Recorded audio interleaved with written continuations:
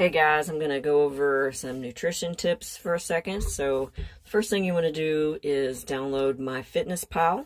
This is the most recommended calorie counting app. So go ahead and download that. Then you're going to go to your internet. You're going to Google National Academy of Sports Medicine Calorie Calculator. So I'm going to go ahead and click there.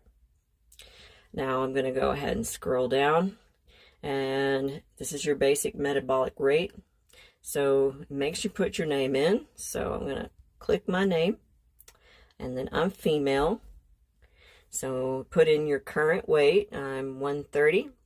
So this is going to be your weight. You want to really take an average of your weight over like a week. Weigh yourself every day at the same time because, you know, you're going to fluctuate probably could be between 5 and 10 pounds, depending on how much you ate, how much you've exercised, how much water you've had. If you're dehydrated, you're going to weigh a whole lot less than if you're fully hydrated.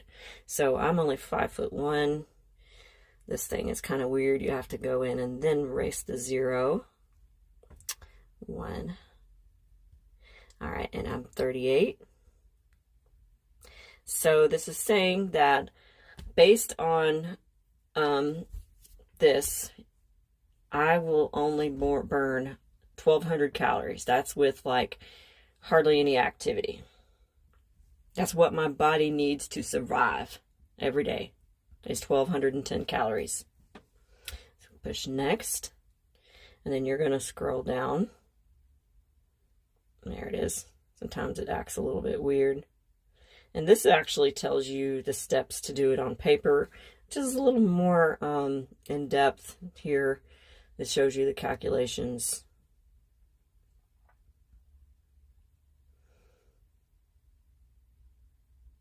Well, hold on. It's going to pop up ads here. It's going to be at the top. There it is. Okay. So this is the second part, the TD. This part here, you're going to have to play with just a little bit. So I've been going, I exercise probably, I try to do 6-7 days a week, but I usually don't. So I'm going to do 3 to 5. So that says that based on that level of activity, I need 1,875 calories a day. I'm going to push next. So my goal weight, I want to stay at 130. I just want to maintain what I have. So if you put less, it's going to ask you how many days you want to do that. And you really do want to extend that out, you know, pretty far, because you only want to lose the healthy way, and the easiest way is to only lose 1 or 2 pounds a week. If you set your goals way too high and way too fast, they're going to be hard to stay with. So you really want to do it the most healthy way is just 1 or 2 pounds a week, and gaining as well. If you're going to start eating more, believe me, when you start going by this calorie thing, you really start eating a lot, and it is hard sometimes to get that many calories in. So anyway, I'm going to keep mine the same. So my goal is by 7:28, I'm going to be the same. I'm going to push next. So here is your macronutrients. You got to scroll up a little bit. And I've got it on default. And you can also choose your diet here. I like to go by default because it's a more, it's an easier goal. If you do high protein, it barely lets you have any fat, and it's just really hard to stick with. So whatever diet you can stick with, you just go with, because as long as you're staying under your calories, your recommended calories, as long as you're staying under that, you're going to lose weight. So I'm going to do default. And this is going to show me how much protein, how much carbs, how much fats. Then I'm going to push calculate. So this shows all my information here. My resting metabolic rate, daily functions, 12:10. So if I exercise, I need 1875. My goal weight here is 130. My adjusted caloric requirement is 1875. Now there was somewhere, let's see.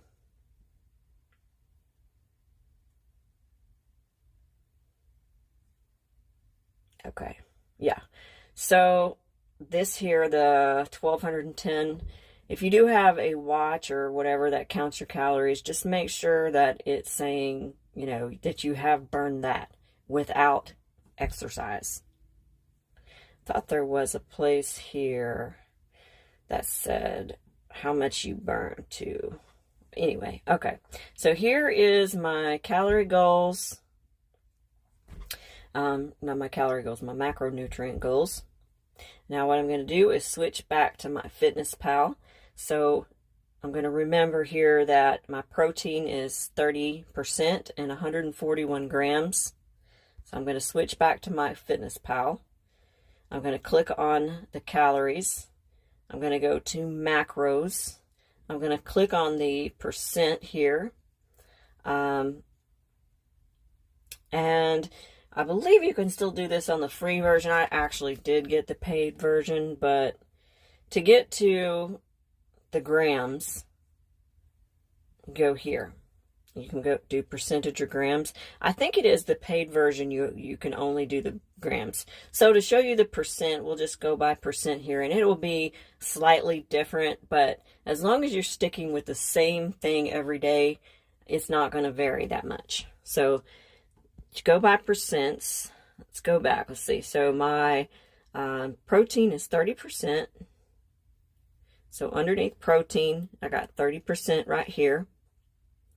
And then my carbs are 40%. So there's that. And my fats are, where is it at? 30%. So that gets me right at 100%. Now I'm going to check mark that. And that calculates it. So it put my calories, it's the Myfitnesspal is a little bit weird. It calculates the calories just a little bit different. So it says 2,000. So like I said, you want to play with this a little bit, you know, use it a couple of weeks. And 1 or 2 pounds isn't going to make a huge difference. But if you go and, probably 6 weeks and you don't feel like you're losing, then go ahead and change, your activity level to less than what you had it at. So you'll be eating less. Because if you're going to be gaining weight on a calorie deficient, then you're not exercising enough or you're eating too much, one of the two. So you need to change either your calories or how much you're active.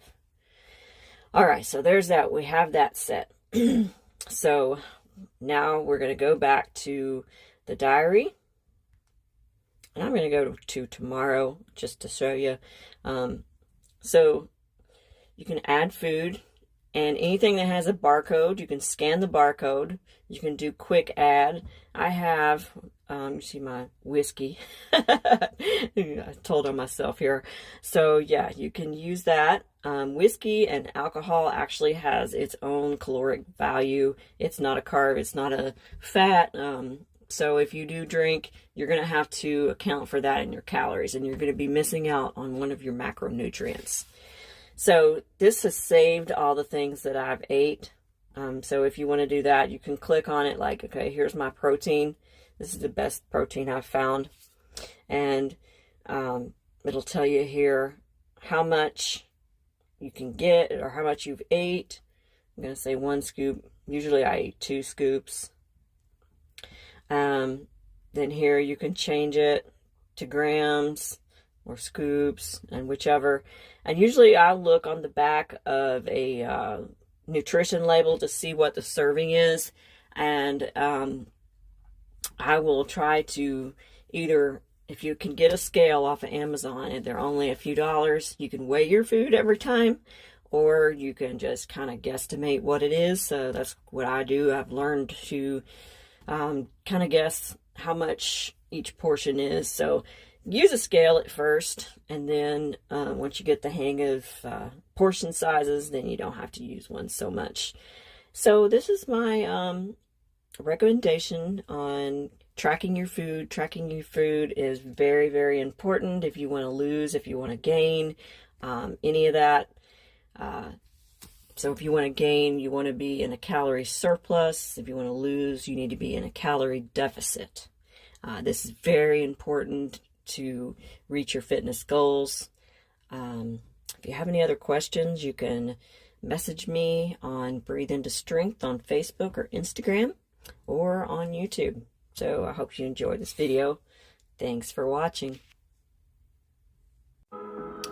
So one thing I forgot to mention is when you're first starting out, you want to really focus on those calorie goals and try to stay under those. And once you get those under control, then you're going to work on your protein, and after that, your carbs, and then your fats. Thank you guys.